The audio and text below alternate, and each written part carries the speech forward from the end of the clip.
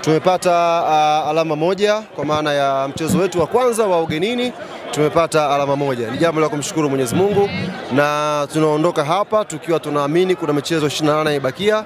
Ni michezo ya kwenda kujipanga, kuangalia tunarudi vipi kwa nguvu kubwa katika mchezo wa tatu wa ligi tuweze kupata matokeo mazuri. Kwa hiyo tunamshukuru Mwenyezi Mungu kwa leo, na Sokoine imeendelea kuwa pitch ngumu na Mbeya City imebaki wapinzani wagumu kama historia ambavyo inaonyesha huko miaka ya nyuma. Mwenyekiti, mbele ya macho yako ukiwa jukwaa kuu pale, mashabiki wamesimama wakiimba aondoke hatumtaki. Ili linawapa ujumbe gani? Tumewasikia mashabiki wakiwa wanaimba hizo nyimbo, tumewasikia mashabiki wakiwa wanapiga hizo kelele, lakini uongozi wa Young Africans bado upo kwenye mchakato wake wa tathmini.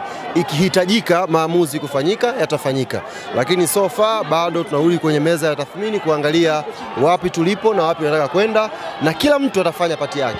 Mashabiki wanafanya pati yao, uongozi unafanya pati yake, wachezaji wanafanya pati yao, na benchi wanafanya pati yake. Kila mtu ana pati yake, wao tusiwe na haraka. Kwa upande wako wewe binafsi, umeridhishwa na performance ya mchezo leo? Wamekaa nyuma Mbeya City kwa muda mwingi wa mchezo, picha haikuwa ruhusu Yanga kucheza, tumestruggle kwenye aina yetu ya kucheza, tukaingiza strikers wawili mwishoni, nafika dakika 10 za mwisho angalau tukaanza kuwa na threat kwenye box la mpinzani. Kwa hiyo technically walikuja na mpango mzuri wa kudefend na umewasaidia kupata alama moja. Sisi tupata alama moja, akasema alhamdulillah. Ali wakati timu ikiwa inapata matokeo bado kuna wachambuzi na watu walikuwa wanazungumza kuhusiana na kocha. Leo badala hao wapiga ramli, achana nao. Wanaweza kuwayumbisha kuna hao wapiga ramli, achana nao. Sisi hata miaka ya nyuma tulianza ligi tukafungwa Mbalali na IF. Kwa issue sio nyakati. Issue ni timu ilivyokuwa sasa hivi, na matokeo tukojua atakuja tu. Yaani Yanga isingeweza kwenda isitoke sare wala isifungwe. Tulikuwa tunajua tu kuna siku itakuja mechi itapata sare, kuna mechi itakuja Yanga itafungwa. Hiyo ndio football. Mwaka tunaofungwa na IF ilikuwa ni mechi ya ngapi? Ilikuwa ni mechi ya 3 au ya 4, ilikuwa mapema vile vile. Kwa hiyo ni football, wala isionekane kwamba kuna mtu alipiga ramli ndio kapatia. Ndio football iko hivyo. Tulikuwa tunajua kuna siku Yanga itaangusha alama, na hiyo siku imefika leo hapa Sokoine kwenye mchezo wa pili, na tunasema alhamdulillah, kama kuna sehemu za kuimprove mkipata mapema picha hiyo, mnarudi kwenye meza ya tathmini, mnakwenda kuimprove. Kwa matokeo yao labda mashabiki wa Young Africans wanaweza kuingiwa na pressure. Kama afisa habari wanaweza kuambia nini mashabiki wa Hakuna haja ya kuwa na pressure.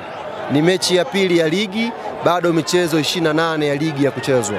Bado kuna mechi nyingi mno zimebakia. Hii ni mechi ya pili leo na tuna pointi 4, hatujafungwa. Tumeangusha tu alama 2, tumepata alama 1. Kwa hiyo tuna room ya kuimprove kwenye michezo ijayo. Kwa hiyo tuwe watulivu, tuendelee kupanga mikakati yetu na inshallah tutazidi kuwa bora. Hadi mchezo unaofuata ni mnaingia kwenye break ya FIFA, alafu tunakwenda kimataifa. Tunakwenda Malawi, Milongo dhidi ya Silver Strikers. Muda mchache sana wa kujiandaa kutokana na hichi kinachoendelea. Kipi kinaendelea? Wewe umeona kama unataka majibu yako.